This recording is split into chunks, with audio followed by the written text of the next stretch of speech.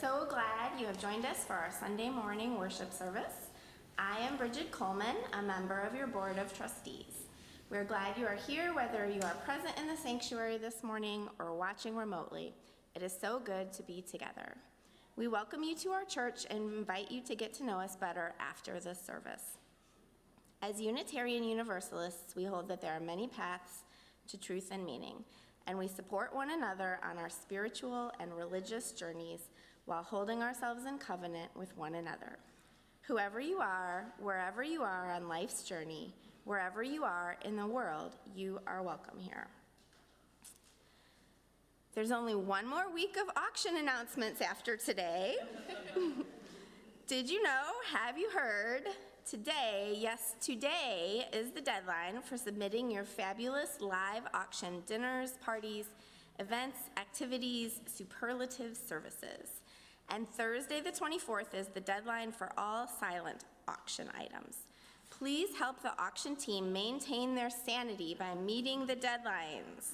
There is much work to be done to make Auction 2024 musicals a raging success for your social calendars, tummies, and DuPage UU's operating budget.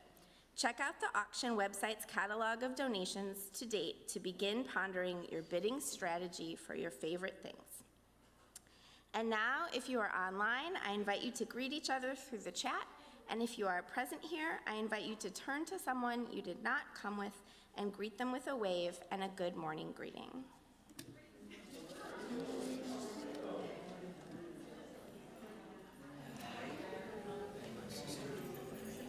Melissa, I didn't come with you. I met you before.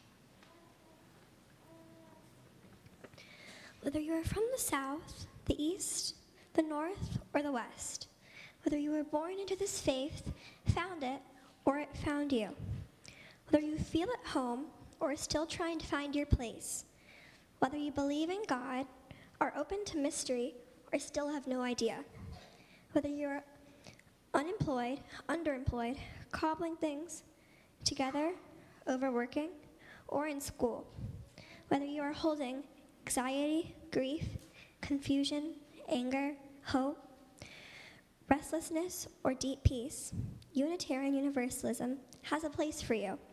It is right here, and this chalice is lit for you.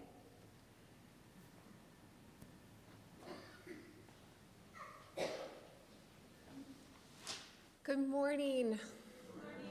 Welcome to this place of love, this place of communal flourishing. We gather together to open our hearts, to expand our minds, and to see the sacred within each other. Come, let us worship together.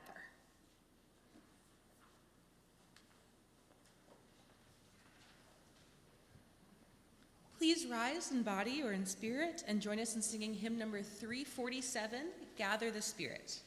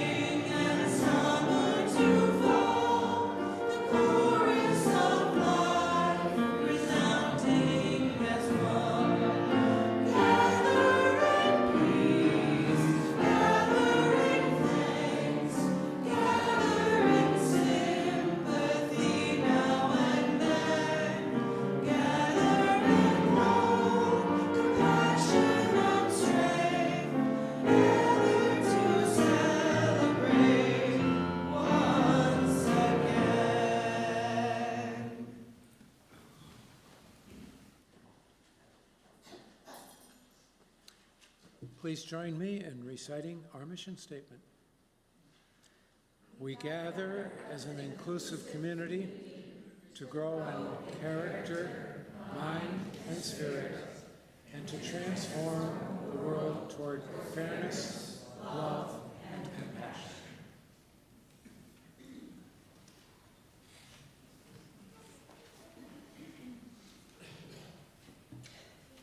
Our vision of beloved community is rooted in the relationships that we have with one another, our world, and creation.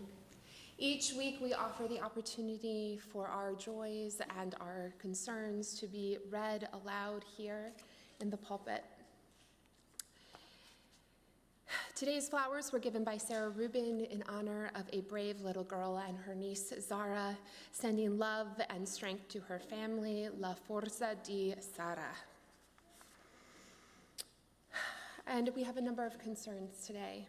From Joe Lindsley, a concern for her wife, Patty Hansen, who is having a small basal cell carcinoma neoplasm removed on November 5th. Thoughts and prayers are welcome. We will certainly hold Patty and Joe in our hearts and our prayers. From Alyssa Verson, a close friend of the Versons, Melanchthon, thank you. Phillips is in critical condition after post-surgery complications, asking for thoughts and prayers that his doctors will find answers. Indeed, we will hold all of you and him and his family in our hearts. And I also have some sad news today. Mary Helen Kovacs, Bill and Agnes's daughter and Wendy's sister, Wendy Cortez's sister, has passed away early this morning from complications from her cancer. I light a candle for her as someone who has grown up in this congregation and been surrounded in love throughout her life, but most certainly in recent years as she's navigated her health.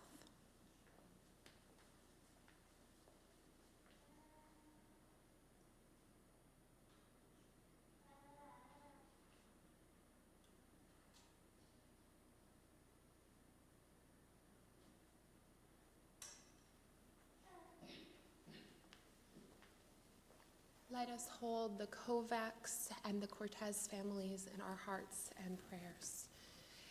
Both families request no phone calls at this time, but would gratefully receive cards from anyone who is willing to send them.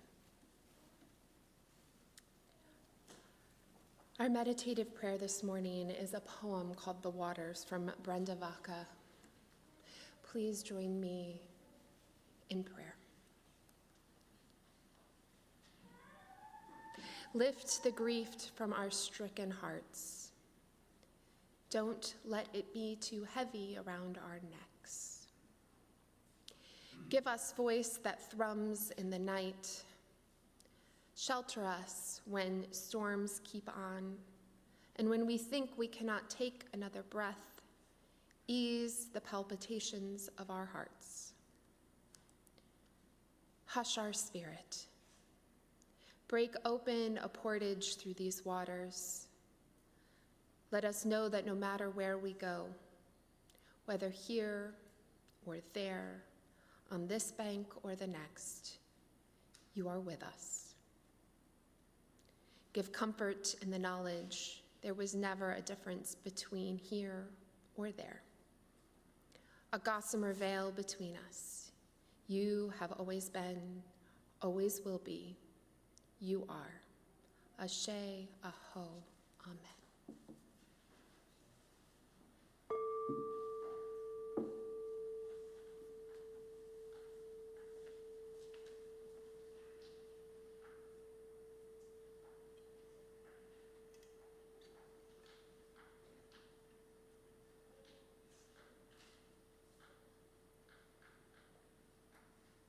It is time to gather, and I'd like to invite our young people and those younger to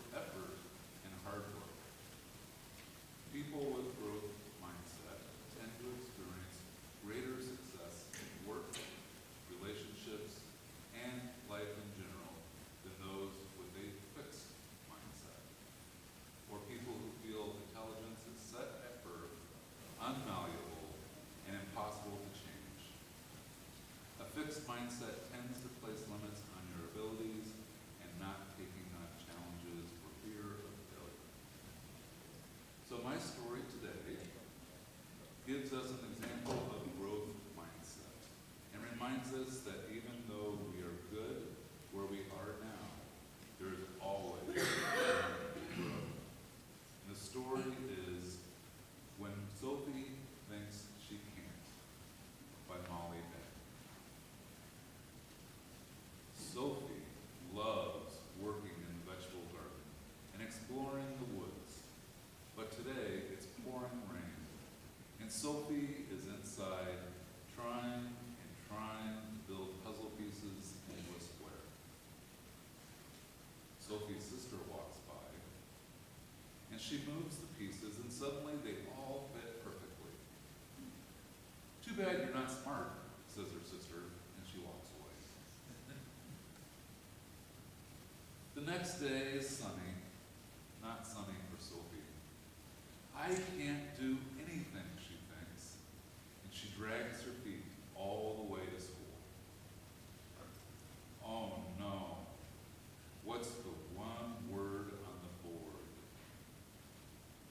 How do we become smart?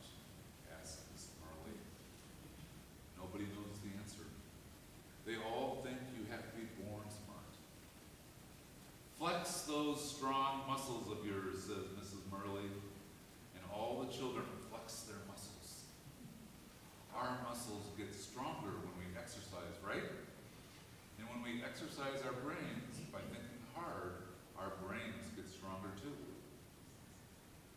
Now, we've been learning about rectangles and squares, and today we'll exercise our brains with a math puzzle using squares and rectangles. But I can't do puzzles, thinks Sophie. I know I have strong muscles, and I'm good at soccer, and I work hard in the garden. I can't do puzzles, and I'm never smart at math. But Mrs. Marley was talking. You're going to build a bigger rectangle out of 12 small squares. How many different rectangles can you make?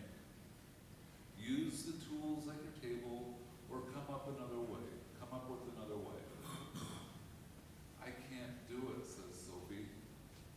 Make your brain stronger, whispers Paula. Just try. And Paula gathers up a pile of square tiles. Think hard, Sophie, whispers Andrew. And he takes a sheet of graph paper. And Sophie sits and stares and stares. Maybe she can draw them. Oh, Sophie does draw squares. But her squares are all different sizes. Paula has too many tiles. Andrew's graph paper has too many little squares. This problem is too hard. Mrs. Moultrie is smiling, and she speaks to the class. I see you mathematicians struggling. Now's the time to use the most important word, and that word is yet. You haven't figured it out yet. Keep working, keep trying, and you will. And Paula and Andrew and Sophie work hard. Paula takes only 12 tiles and builds them into a rectangle. Andrew marks a red X in each square as he counts them. Sophie thinks of her garden. Her garden is a rectangle. The vegetables are in a straight line. Sophie draws a line of 12 different vegetables on it. And she draws squares around the 12 vegetables. So Paula, Andrew, and Sophie count their different rectangles, 4 different kinds. But Sophie's worried. Mine's not a rectangle, she groans. It's too long.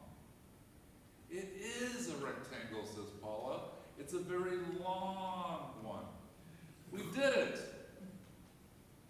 Meanwhile, Miss Marley looks at the rectangle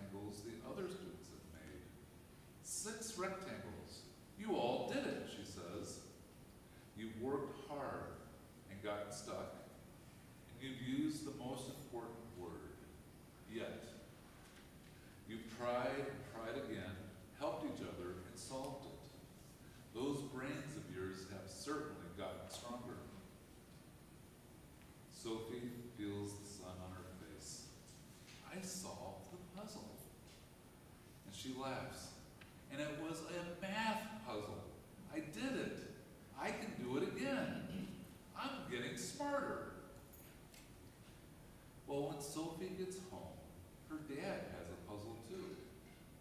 I can't figure out how to fix this cabinet door, he says. Dad, says Sophie, you have to use the most important word. You can't figure it out yet.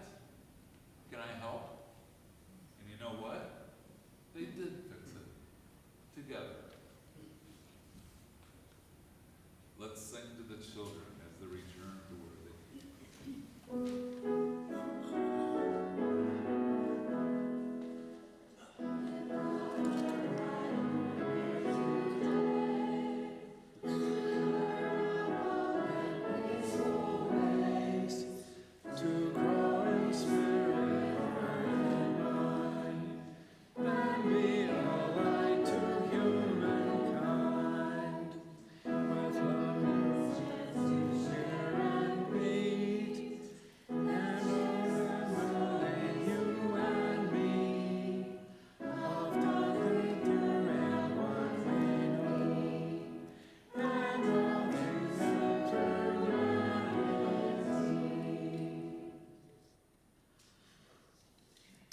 Giving of our treasure is how we reciprocate the many gifts we are given by this community. Your contribution supports the programs and operations of DuPage UU Church. Giving is also how we live our values in the world. Each month, we share our offerings with an organization nominated by the congregation and selected by the special offering team. In the month of October, our shared plate recipient will be We Grow Dreams. We Grow Dreams has been providing job training and employment to young adults with disabilities for over 16 years. We Grow Dreams was founded in 2004 when the founders purchased this greenhouse formerly called We Grow Greenhouse. Actually, it's We Go Greenhouse. Since then, the greenhouse has provided countless hours of training and development. This morning's offering to support the work of DuPage Unitarian Universalist Church and We Grow Dreams is given and received in a spirit of generosity and gratitude.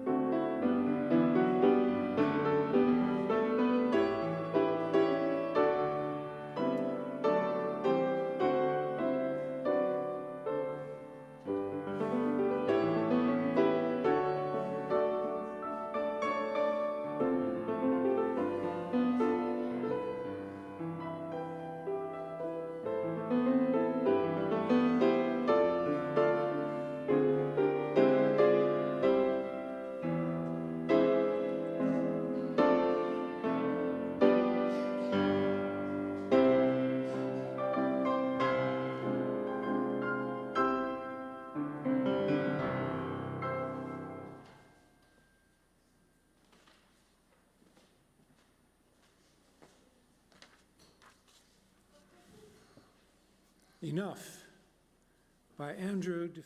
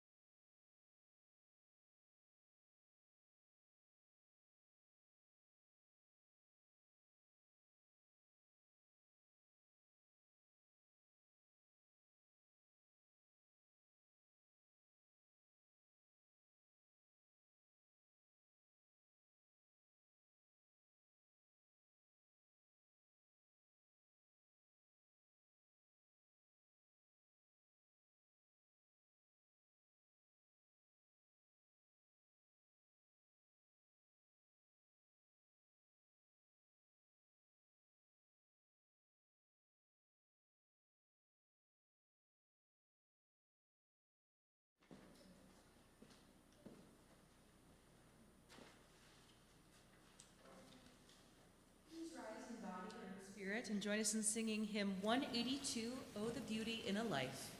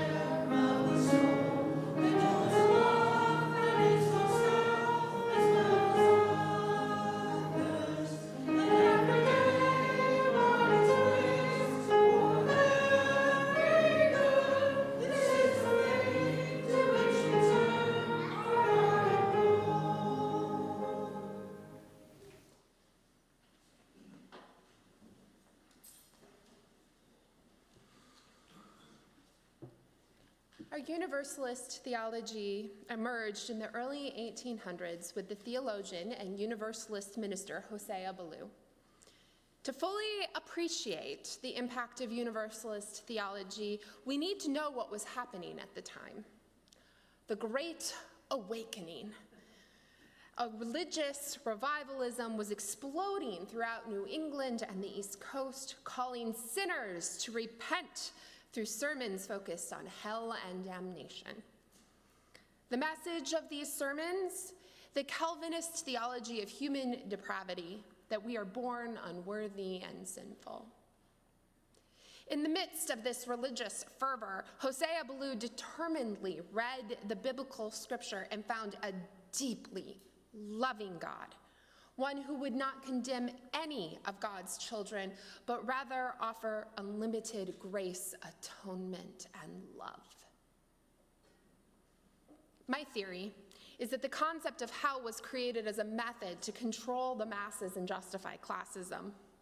We've continued to embrace the idea because through our hyper-individualism, the concept of hell gives some of us, maybe me included, a perverse satisfaction in the thought that someone will get their comeuppance when they hurt or harm others.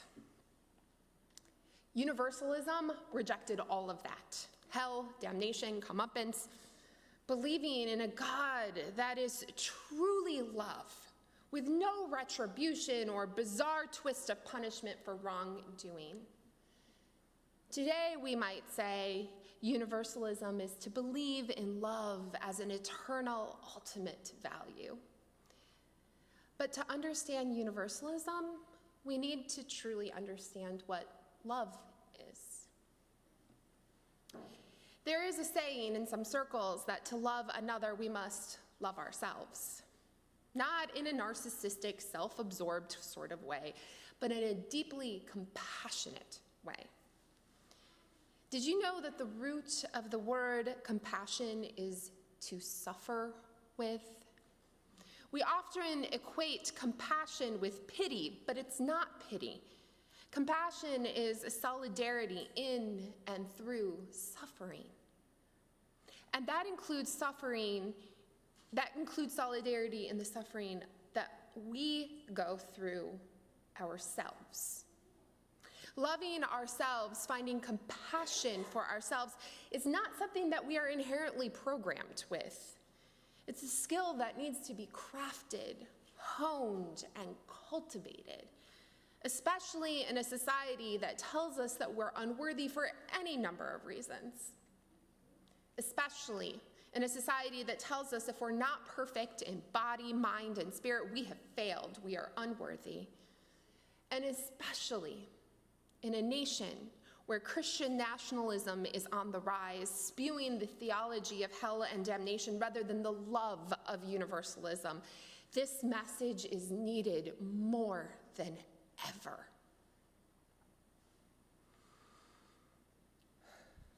My partner, Elias, and I have a standing joke that my body is a lemon that needs to be traded in. Yes, you may laugh. In actuality, my body has been beaten and bruised metaphorically by childhood trauma. If you've done any research in trauma studies, you know that trauma is not purely a psychological phenomena. Trauma is embodied. Trauma is the triggering of your core survival mechanisms, leading to both physiological and psychological impacts, meaning that trauma impacts both the mind and the body. I've shared with you all before my journey to healing much of this trauma and the impacts of it on my body and mind. A somatic body healing journey I took during seminary. I am now several years out from seminary and that somatic journey, and I am still struggling and learning about my body in a new way. And there are a few truths that I have come to understand, even in moments that I want to reject them. Truth one, my body is broken. The impacts of my trauma, while significantly healed, will be with me forever. I do not have the energy of a person who did not grow up with childhood trauma. I will never be able to just wake up and go about my day. I need self-care, and I need a lot of it to function in the world, but more importantly, to do this very wonderful, very emotionally intense call that I have to be your minister. Truth two, I have a disability. My migraines are a debilitating part of my life. For almost 20 years, I have tried to shrug them off, push myself into recovery faster than advisable. I've tried every remedy, from food fixes and traditional medicines to hormonal cures to alternative medicine. Some things help, some don't. Ultimately, self-care is the best medicine, but it also takes the most time and work. Truth three, my childhood, the trauma, combined with inexperienced adults lacking emotional maturity, has left me hyper mature in some ways, and so completely underdeveloped in others. And I suspect I'm not the only one in this room who can say it's a weird paradox to be in, leaving me sometimes feeling like I'm 20 years older than my age, and other times feeling like an insecure 13-year-old junior high student. Truth four, I am human. Activist Grace Lee Boggs wrote about being human humans, fully embracing all of who we are, mistakes and challenges, as well as strengths and skills. I am a fully human being. We are taught that to admit weaknesses, flaws, and disability is to admit that we are unworthy, incomplete, and maybe even damned. But to ignore these things would be not only a lie, but a detriment to myself as well. If I pretend that none of this is true, I literally risk my health. I also wouldn't be a very good minister. I'm learning to embrace compassion, to suffer with myself. Now, before I continue, I want to make something very clear. A disability does not make a person broken. And for all of those who are temporarily abled, which is everybody who isn't disabled, it's temporary. We will never, ever be fully abled, because at some point in our life, we can always be disabled. We are temporarily abled. For those of us who are temporarily abled, our status changes from one moment to the next, and encountering a disability can feel like brokenness. But it doesn't mean that one is broken or that all people feel that way. It's a myth our world tells us about disability. And it's an oversimplification of a situation that is complex and nuanced. And it's a lie for some people. With that said, my experience of my disability with the other components of my life has often made me feel broken, that I will never be fully healed. But yet, as Steve taught us today, yet, I am not unworthy. Kintsugi is a centuries-old practice from Japan in which artists repair broken pottery with a compound made of gold. What results from these repairs are golden veins over the scars of brokenness in the jars and dishes of pottery. When I think about brokenness, I think about kintsugi. We can be repaired, healed, and made whole, but the scars remain. We can never return to what we once were, but those scars are not ugly.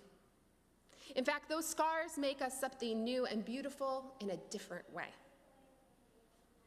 When I think about the theology of universalism, I think about the love I must have for myself in order to bring love to others. And so here's truth number 5, and maybe my ultimate truth. The broken pottery of my life is and was worthy in all its shattered pieces. I am loved wholly and completely here and now, unequivocally loved and worthy of love. Now here's a fun fact for you. My name, Mandy, literally means worthy of love. A lesson that I will spend my entire life learning to understand and embrace. And yet, truth 5 also says that because I am worthy of love in whatever state I am in, I am also worthy of the golden strands that put me back together. I am worthy of the practice of kintsugi, of repairing myself with gold to become something new. I know that I will never be what I once was, or maybe in my case, I will never be what I might have been if none of my hurt and harm had happened. I must mourn and grieve the loss of my potential. Yet, I know that I can still hold love for others in my recrafted shape, the bowl of my life. There is tension in the theology of universalism, that we are inherently worthy of love and statement, full stop, And because we are worthy of love, we are worthy of taking the time to repair ourselves, to heal ourselves. This is the multiple truth of our theology of universalism.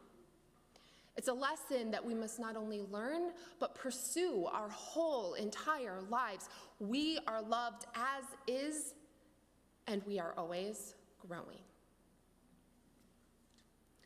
It was not long into my journey of healing that I realized something. I cannot heal myself. At least I cannot heal myself by myself. 2 months into seminary, 4 months into my somatic work, and I was exhausted. Sometimes, in order to fit the pieces of our pottery back together, we actually have to break off even more pieces. I was drained, disheartened, that I couldn't do one more hard thing. I was angry. I had survived trauma, and now I had to relive it and put the pieces back together. That feels like crap, I'm gonna say. In that moment of despair, I walked into my UU congregation in New Jersey, and I found peace. Very few people in my church knew what I was dealing with. Almost none knew my heartbreak, but I was home. The Universalist theology of my faith tradition, of our faith tradition, embraced me as I walked through the doors and soothed my heart. My people wrapped me in their love and acceptance without me even needing to explain why or how or who or what was going on.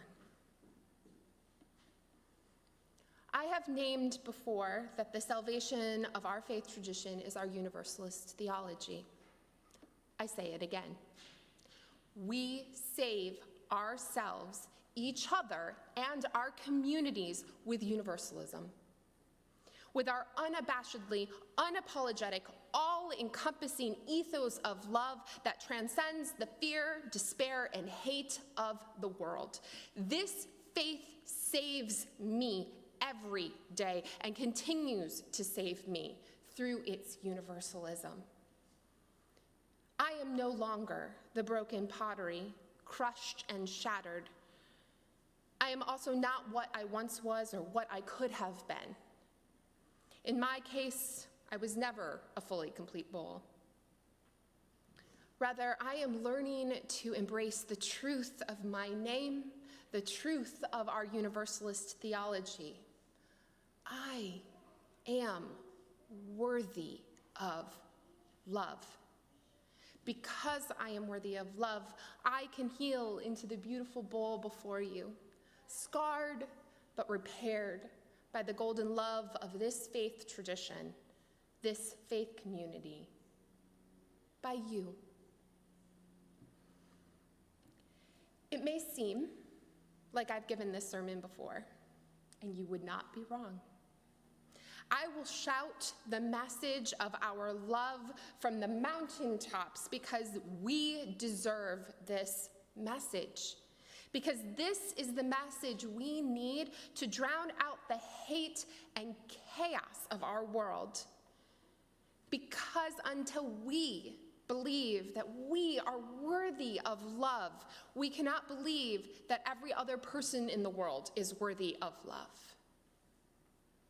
I will share this time and again because the love that you all have within you is powerful enough to save lives. It should and must be shared. You, each of you, is worthy of love. I love you. And your love is what will save us all.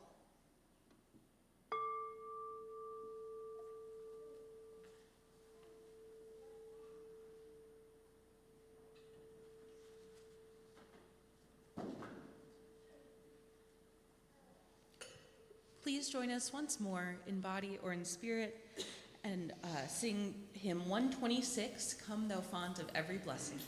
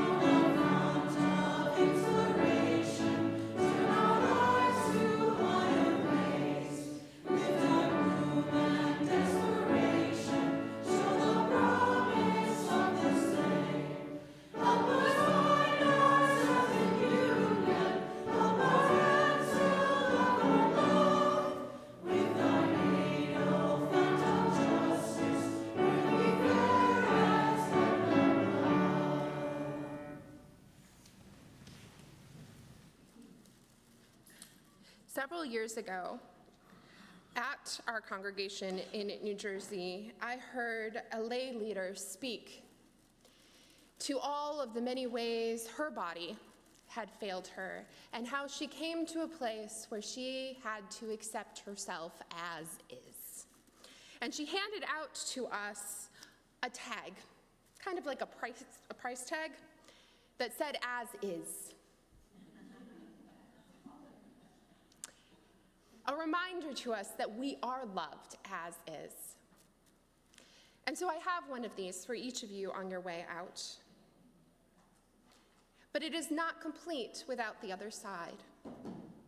We are always growing. We are always worth the repair that our as is takes. Both of these are true. And as we leave, I invite you to take one of these tags as a way to remind yourself that you are worthy of love as is, even as you are always growing.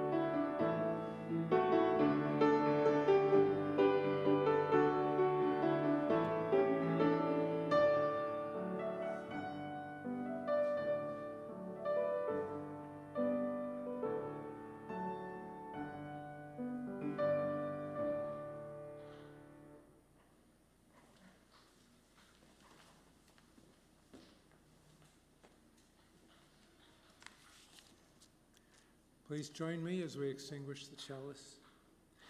We extinguish the light of this chalice, but not the light in our hearts. Until we meet again, may the warmth of our community carry you.